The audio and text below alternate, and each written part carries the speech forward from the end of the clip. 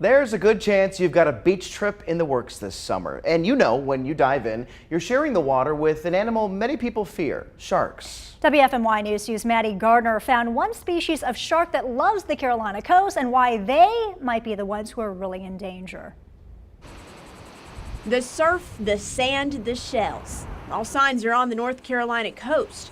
But beneath the waves, a creature at risk of disappearing.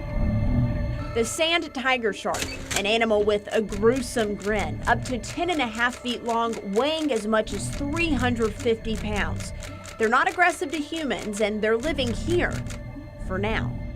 We were really interested in this particular species of shark. Dr. Avery Paxton studies sand tiger sharks. Because over the past several decades, their numbers have declined, but at the same time, these sharks occur in unusually high numbers on shipwrecks that we have right here in our backyard in the graveyard of the Atlantic. The graveyard of the Atlantic, our coast nickname because of the high number of shipwrecks, more than 5,000.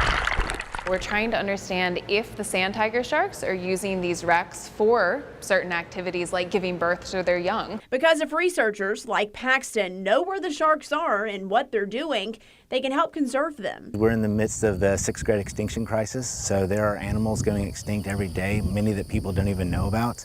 Hap Fatzinger, director of the North Carolina Aquarium at Pine Knoll Shores, has seen the decline himself. In the 80s and 90s, due to unregulated fishing pressures, that population was drastically reduced. But the conservation effort doesn't end with these researchers. A new initiative, Spot a Shark USA, is asking you to help.